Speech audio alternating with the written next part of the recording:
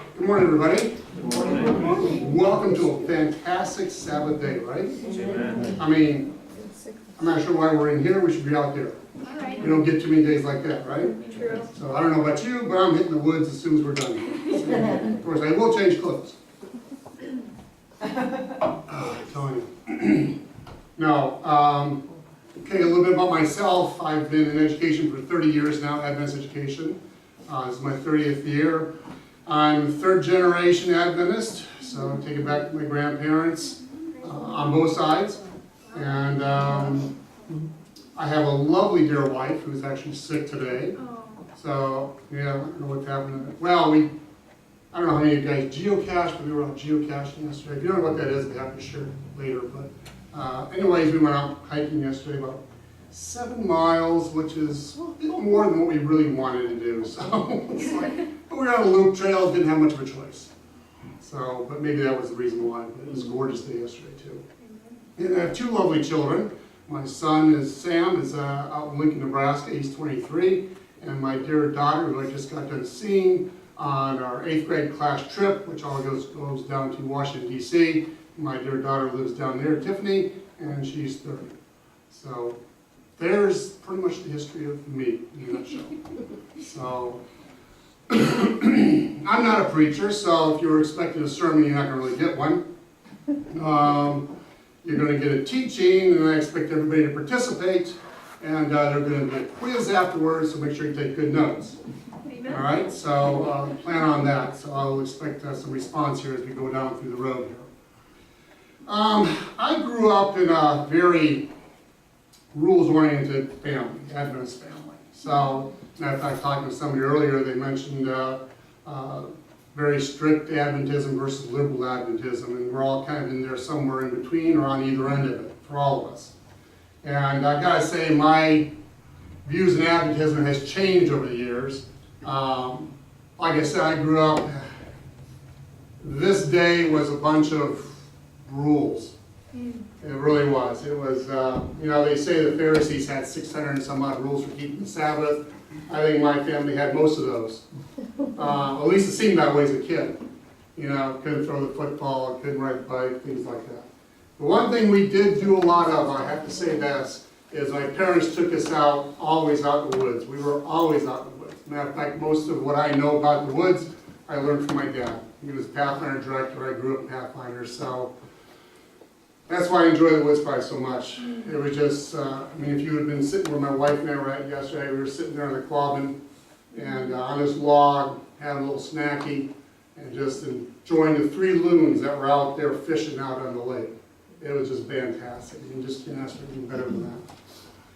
And I want to share with you a text, and because I kind of changed my philosophy a little bit about what Sabbath really means, and just what's really important about our faith. Is it the rules or is it really the relationship? Let me read this to you. This is Galatians 2:19-21. And I'm taking it from the Message. The reason I'm using the Message is because the wording in there is just basically right in your face. And so let me read this. Galatians 2:19-21. It says, what actually took place is this. I tried keeping rules and working my head off to please God, and it didn't work. So I quit being a lawman so that I could be God's man. Christ's life showed me how and enabled me to do it. I identified myself completely with Him. Indeed, I have been crucified with Christ. My ego is no longer central. It is no longer important that I appear righteous before you or have your good opinion. And I am no longer driven to impress God. Christ lives in me. The life you see me living is not mine, but it is lived by faith in the Son of God who loved me and gave Himself for me. I'm not going back on that. Is it not clear to you that to go back to the old rule-keeping, peer-pleasing religion would be an abandonment of everything personal and free in my relationship with God? I refuse to do that, to repudiate God's grace. If a living relationship with God could come by rule-keeping, then Christ died unnecessarily. I value that section. of the Bible, because it really sums up the reason why I went into Adventist education. I wanted to make a difference in kids' lives. I wanted to teach them what it means to have a relationship with Jesus. Amen. To me, it's like that's first and foremost. You know, all the rules and Sabbath keeping and all that, it just all kind of falls in place when you get down to it. If that relationship is there, we want to be close to Christ. Amen. And that's what this is about. And I gotta tell you, my relationship with Christ is it's like a roller coaster. You know, from my days as a kid to now as an adult. I mean, I don't think I really solidified this whole relationship thing until I was in my 50s. And I'm not there yet, no. I just told you my age. But it took me that long to finally figure this out, as far as what it means to really have a relationship with Jesus. And I want to be able to share that with the kids. And that's what my goal is. Amen. So here, I'm going to take a little survey here, see if you know this. What do you think are some of the pressures the kids faced in 1940? And I'm going to guess there's at least 2 of you out there that might have been back in the 1940s as a kid. What do you think were some of the pressures? Go ahead and holler them out. World War II? World War II, something, yes. That brought its own set of pressures, right? Dad going off to war possibly, that sort of thing. Think of something more in lines of, what were their pressures in school? Racism. What was that? Racism. Racism? Maybe. Maybe not yet. I mean, let's face it, racism's been with us for centuries, right? But I don't think maybe it wasn't as recognized back then as it is now. That could be it. Let's get something even simpler. Good grades. Good grades, yeah. If you were a male. Don't smoke if you're a male. Right, because women weren't allowed to go to school in the 1940s, is that true? No, they were there. They were there. Yeah. How about chewing gum? That was a biggie. Yeah, trust me, it was. How about making noise? I mean, I'm there right now, teachers don't appreciate that. Of course, now we have organized chaos in classrooms, which is learning. So how about running in the halls? Or getting out of line? How about wearing improper clothing? Today, I can tell you right now, that's still the same issue. Nothing's changed about that. We put them in uniforms, but it's still an issue. So, and how about not throwing your trash away? Those were issues in the 40s. What do you think they are today? Language. Racism. What else? Bad language. Language. Sexual orientation. Sexual orientation is a very big one. And you can take the whole gamut of all of that. Drugs, alcohol, smoking, somebody said earlier, rape, robbery. Disrespect. That's always been around, but that's even a bigger issue. Yeah. I can tell you that right now, that the kids, the level of respect, seems like I'm dealing with that almost on a, not daily basis, but on a weekly basis, I'm dealing with a certain level of disrespect that has to be taken care of. Social media. Social media is a big one.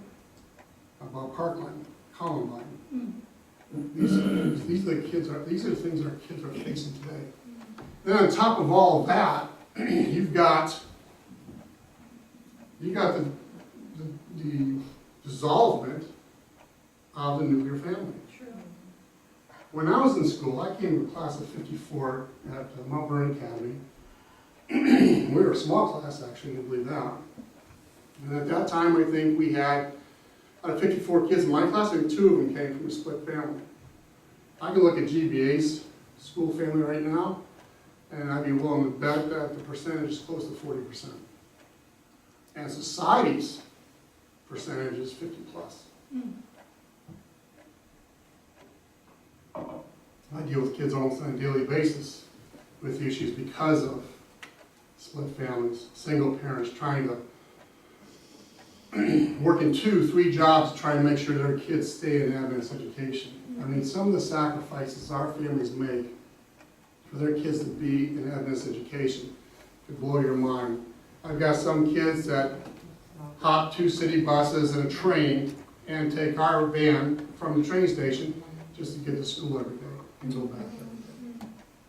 It's amazing what these guys do, all for Adventist education.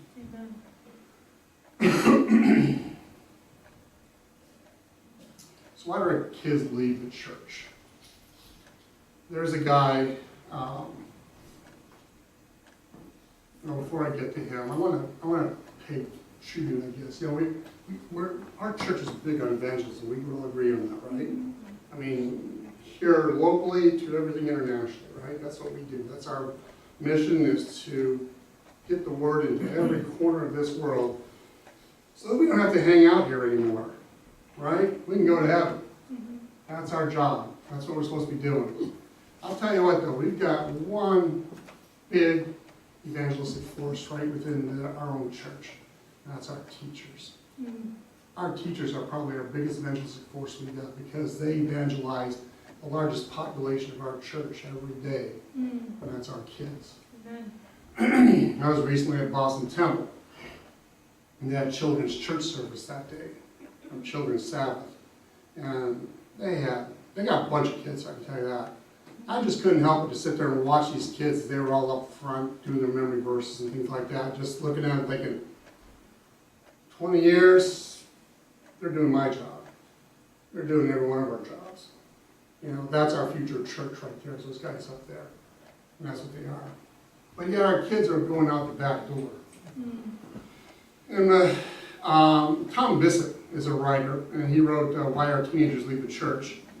And he cited 4 issues. 1, they have troubling unanswered questions. And I can tell you right now, especially when you start looking at high school students, they've got a lot of troubling unanswered questions. Second one is they leave faith because it isn't working for them. Why isn't it working for them? That's a $1 million question. People leave because other things become more important than their faith. So something else takes their place. When their faith isn't working for them, then obviously we replace it with something else. And then lastly, people leave because they never personally own their faith. That's what I never did until I got into my 50s. I didn't really personally own my faith and give it really just all to Christ about this. I didn't do that until I was in my 50s. It was always, like I said, a roller coaster. I was here one day, here the next, here another day, different. Roger Dudley did a whole study on our kids. Matter of fact, I think it was 30 years that he did this study. He started with teenagers in high school, and he followed them for the next 20 years after they got out of high school. He did an initial evaluation of them in high school, and 20 years later, he sat there and he followed them. I think 10 years, 20 years afterwards, he did a study on our Adventist kids. And he said this, some of these things that he found out here was that only 13% of our kids, once they become adults, spend less than half the study, or take time daily, and less than half study the Bible as often as weekly. Contemporary young adults view religious faith apart from institutional commitment. This is an interesting one. It's like they don't feel like it's necessary to sit in these pews to strengthen their faith. They believe they can have faith with Christ outside of this church, or outside of any church, for that matter, which I found interesting. 4 times as many of the participants found Adventist teachers' spiritual influence more positive than negative, which I found good to know. But at the same time, they also found our school system as a whole to focus more on rules than relationship. And I have to admit, I went through Mount Branum Academy. How many of us have gone through our school academies? Okay, so we've all been there, different age groups. When I was in Mount Vernon, it was very rules-oriented. Yeah, I don't really remember. I actually think I remember one teacher, still my favorite teacher this year, and he stressed relationship. I could go and talk to him anytime, and it was about relationship. It was about, how's your walk with Jesus today, David? That's what the question he always asked me. It wasn't, did you keep Sabbath right until 5:04 p.m.? So,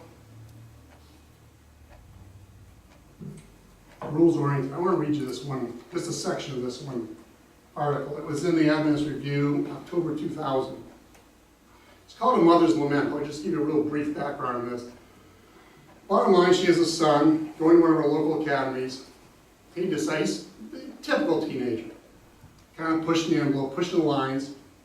And so he goes, and he decides he's going to wear a gold chain. Huh. Well, you know what that's like in Adventist circles. I don't know how he flaunted it or what, but school found out about it. School says, no, you can't wear that chain. He says, no, I'm going to wear the chain. So push came to shove, and he got shoved out of the academy. He got expelled for the gold chain. He went on to public school, wound up graduating summa cum laude, president of his class, valedictorian, went on, became a very successful individual. And then this is what his mom writes at the end of all this. She says, scholarships, university degrees, company offers, marriage, a highly successful career, these events follow, each a milestone, a highlight in a young life, but all without the involvement of our church, all outside the circle of fellowship. Now I hold the chain. It's only a simple gold chain, but it is the chain. The symbol of a boy's rebellion, of a parent's perception of what went wrong. Dropping to my knees beside the bed that once was his, I pray out my heart to my God. This time I pray not only for my boy, but for me. Because acceptance and affirmation must start with me. Am I chain judging that boy sporting an earring and tattoos, that girl in the skimpy skirt, or that group making what I feel to be inappropriate music in my church? That boy is someone's prayed for son. That girl is someone's prayed for daughter. And that visiting couple sitting across the aisle may be returning after many years' absence. Just checking to see if anything has changed. If maybe now they can fit in. They too are someone's prayed for children. Then still on my knees beside the bed that once was his, I pray for you. Because it's you who may notice a 30-something professional take a seat in your church. Don't bother to look for the chain. He doesn't wear it now. He hasn't worn it since his abrupt departure from the academy long ago. But that doesn't mean it isn't still there, way down deep inside, tightly restricting his spiritual thirst.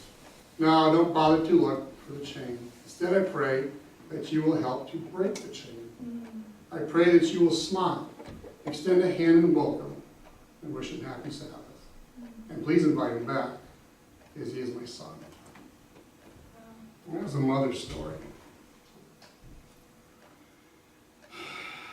When homeschool and church are combined in a child's life, Value Genesis, I don't know how many of you guys have heard of Value Genesis, started in 1990. I think there were at least 3 studies done in about a 10 to 15 year span.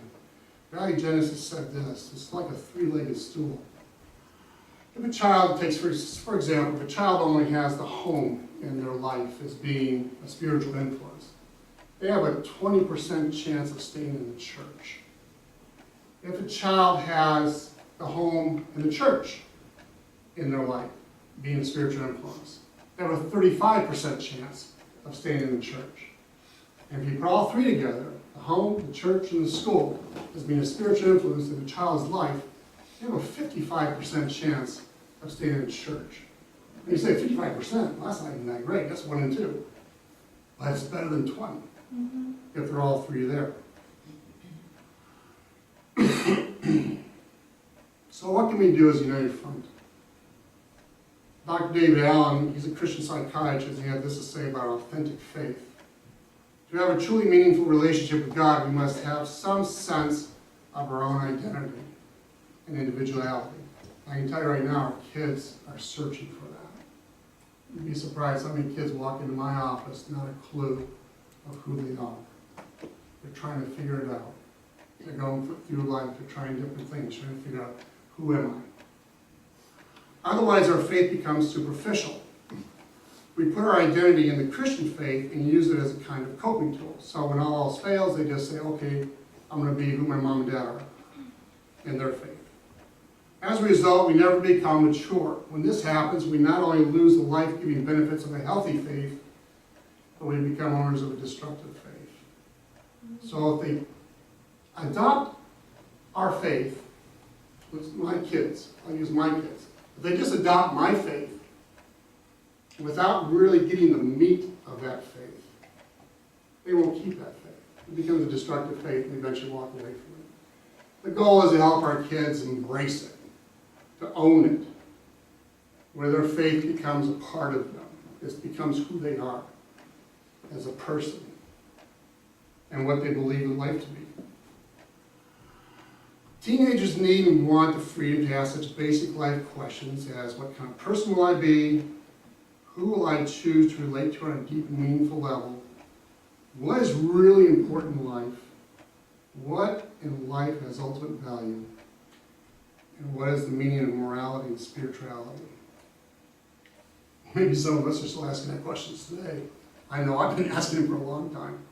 I think I got it pretty well figured out though by now. So, we got to make our congregations more user-friendly.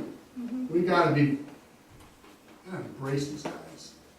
Got to embrace our kids. We were members of a church when I taught at Spring Valley Academy. There's a small church down there. We were members of, kind of like this, really. Very family-oriented church.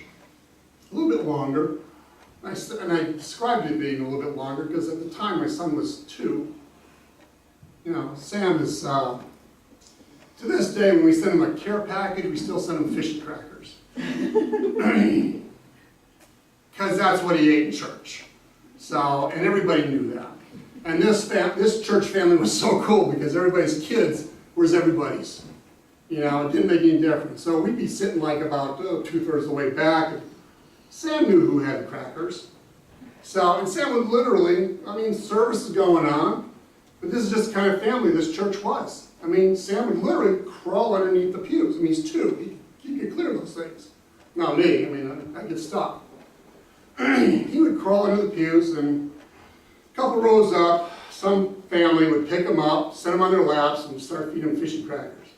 Then he'd move on after the fish and crackers there. He'd move up farther up the pew. By the time it was all over with, he had fish and crackers, Cheerios, and whatever else, and he was sitting in the front row with whoever was out there. That was Sam.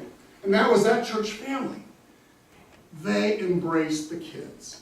Church was, even though Sam didn't get jack out of what was said and being said up here, he was in church. And he was enjoying church because he was eating fish and crackers. But at 2 years old, that works. He's in the environment, right? He's here. He's enjoying it. So that's church. So Roger Dudley, he quoted a lot of the kids that he interviewed. And this is what one girl had to say now that she's in her 20 plus.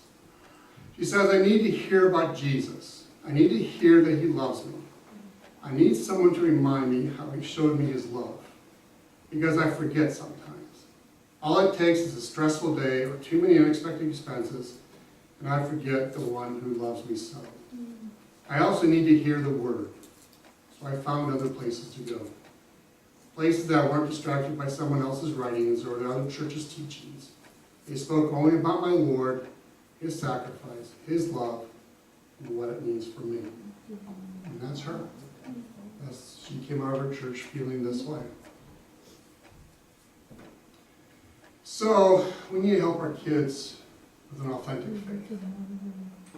We need to start doing it this way. Aim for authenticity. Teach and model the faith that we want them to adopt.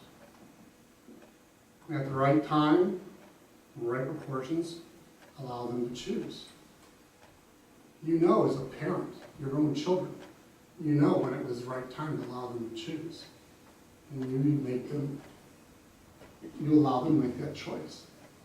One of the toughest decisions I ever had Sam make. And I still get tight about this because it probably had more impact on me than it did on Sam. And I even talked to Sam about this today, and he still remembers vividly. But Sam was one of these kids that he was always going to run away from home because he never liked it. So This is a kid that's, what is he now, 5 years old. And I had enough of this, I'm running away from home. And so we said, okay, Sam. We had enough of it. Okay, Sam, is this your choice? Yep, my choice. Okay, I'm having this conversation with a 5-year-old, trying to keep his mind. By the way, Sam, when we adopted him from Belize, Central America, another whole story. God's hand, God's leading, just an amazing story. But my wife really needs to tell that one because she experienced the whole trip. So Sam's Mayan Indian, so he's 5'1". So, so he's a little munchkin, even today. By my standards, anyways. So we said, okay, Sam. So take him back in his room. I helped him pack his suitcase, backpack, because he was wearing a backpack. So I helped him pack his backpack, make sure he had clean underwear and fishy crackers, and I helped him pack. And I said, okay, Sam, there's the door. Go. And he went out the door, and I shut the door behind him. And he made it about halfway out into the front yard and just stopped. And I'm watching. There's a window in the door. And I'm watching him. And I'm just dying. I mean, literally dying.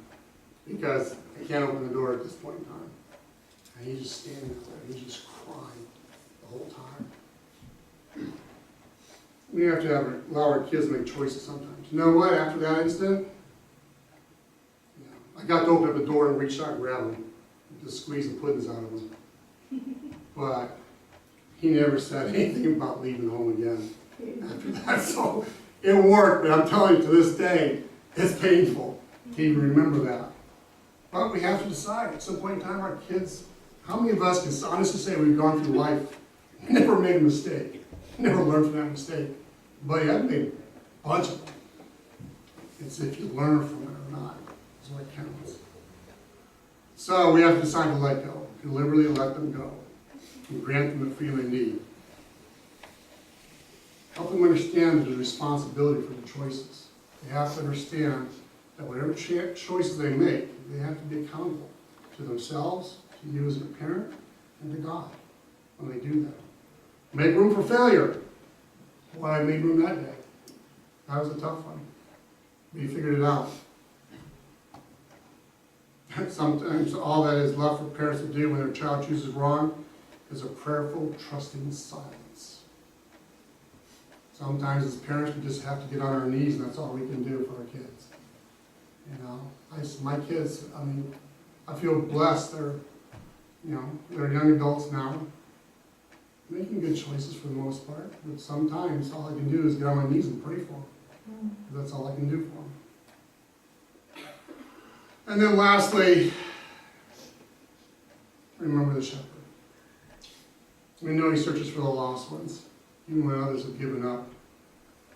And we can be sure his love for us and for them, that he'll be there faithful to us and to them to the very end. Isn't that the beauty of that? It's like having a relationship with Jesus. He's going to be there no matter what. It doesn't make any difference how bad we mess up. Whether we turn our back on him and continue to turn our back on him, and someday, Jesus helped him. And he's been there the whole time,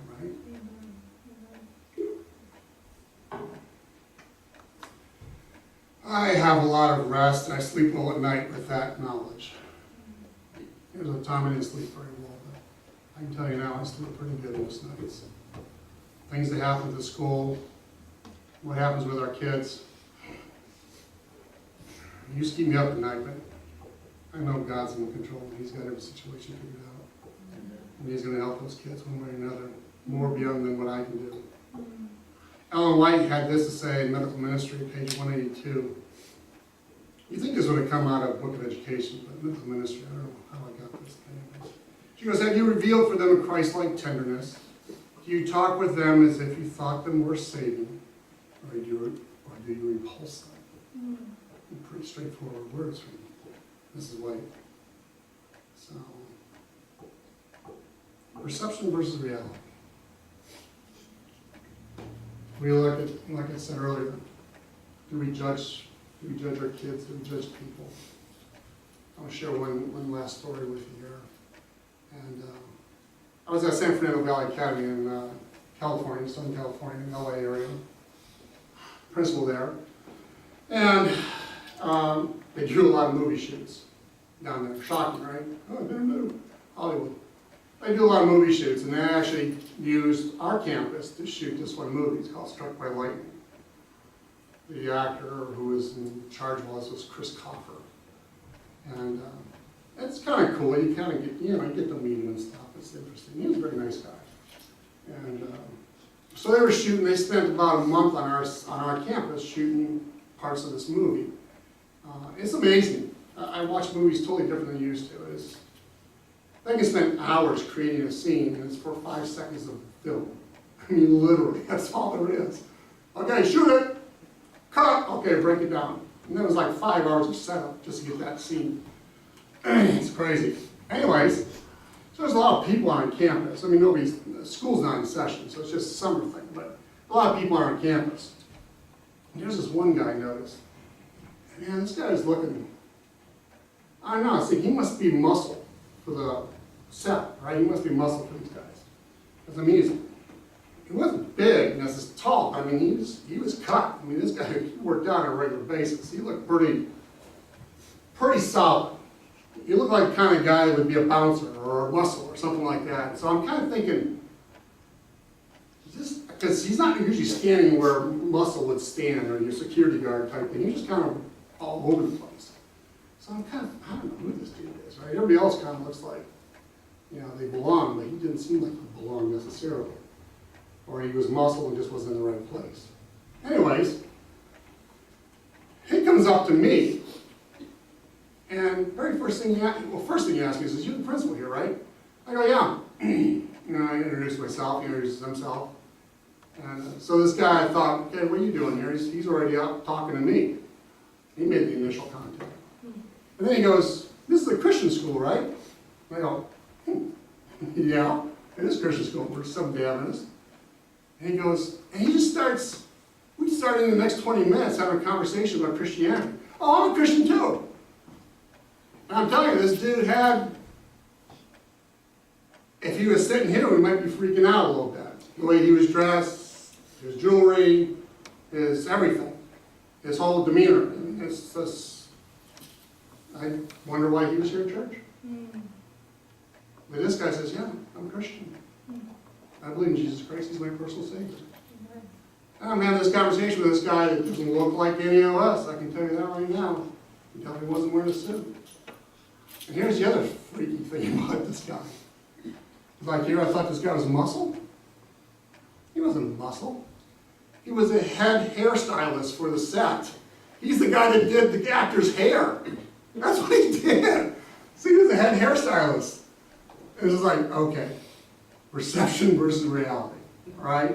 You can never, I swear, after I did that, I learned I'm never going to look at something again and think such and such. Just based on my own stereotypes, typical thinking in my own brain that this is the way this should be, this is the way that should be. That guy, that girl, may just be looking for Jesus. And God may have put me right in that spot to help them find him. Or they may come up to me and help me strengthen my faith because of their faith. Perception, reality. So, I don't see many kids here. Hopefully there's one. Got one. So two. Oh, there we go. We got a few. Okay. They're our future church. I love doing what I do for a job. I mean, I get, when the teenagers tick me off, I go and hang out with the kindergartners and the preschoolers. I let them hug my legs. That's about as high as I can get. I feel like Gulliver's Travels sometime, right? I'm just waiting for them to tie me down. All these little munchkins coming after you. But I got one of the best jobs in the world because, I mean, as much as I love teaching, I don't have to hang out in one classroom. I can go to all the classrooms. And that's the beauty of GDA because we got them from 3 years old to 18 years old. And everything in between. So I get to go hang out with whoever I feel like that day. And just sit in the classroom and watch teachers do their magic. I'm telling you, there is nothing finer and to walk in their classroom and see the passion an adult has for their kids and teaching them. You can see that in the classroom in school, you can see that in the Sabbath school classroom here. Doesn't make any difference, but that passion is what brings our kids and keeps our kids right here in our churches. And then when they become our age, we get to retire and let them do this. Because we showed them who Jesus was. Thank you.